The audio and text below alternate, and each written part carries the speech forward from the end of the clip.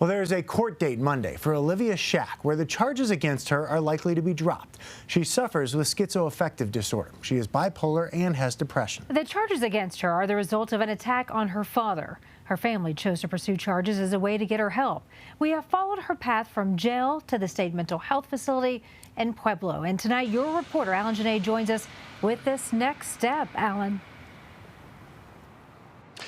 Well, Karen, their family has been trying to keep her off of these streets. In Pueblo, she has now been deemed incompetent to stand trial. And so at a hearing on Monday, a judge is likely to drop the charges against her. Her family would like to see her committed, but that process of civil commitment in Colorado remains extremely hard. And so it's up to a judge.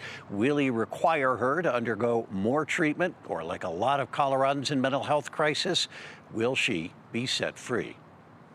Her family has the photos and the memories. Olivia Schack, now 24, before the demons descended in her teen years, before she disappeared from home to a dangerous life on the streets. She doesn't have any concept of consequence for actions. I mean, she's been assaulted many times, and she just doesn't, there's nothing in there for her to even understand. Olivia's family tried to get her help and was told one way was best. You were told to get her arrested. Told to criminalize her. There's Kelsey. And so they got her arrested and called her frequently at the Jeffco jail, where she remained for 6 months without conviction. But the voices she heard haunted her. No, they're talking to me and being rude. Can you see them or you just hear them?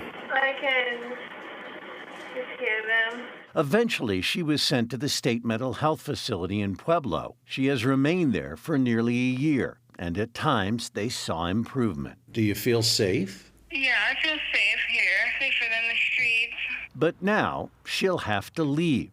And they've contacted us in the last week and said that she has been deemed permanently incompetent and that they most likely will drop the charges and just let her go. And that leaves the family without an answer. Are you scared? Yeah, it's like a waste of a whole year. Olivia is like a lot of people with mental illness in a system that lacks options after a finding of incompetency. We don't have a place for Olivia.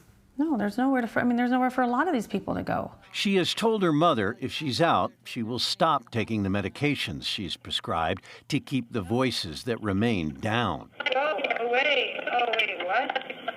Leave us alone. To push out the demons, she self-medicates with drugs, which her mother fears she'll return to. And if she goes out on the streets, I don't even know how she survived the last time. And so her time in the criminal justice system may end, with questions about what's to come. Who knows where she ends up? I don't. And is there a point to where when do you stop fighting it, you know? Well, what happens if you stop fighting it? I don't know. So. Olivia's mother and father have said they would welcome Olivia into their homes if she would stay, if she comes after release. But that hasn't worked in the past. She takes off, sometimes for months at a time. We can't lock her in a basement, her mother said. Now, a judge could put a civil mental health hold on her, but that would start at only 72 hours.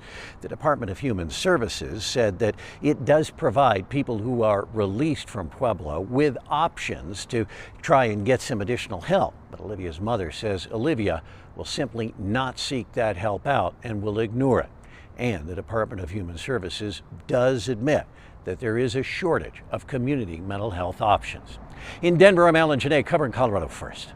Such a difficult situation. Thank you, Alan.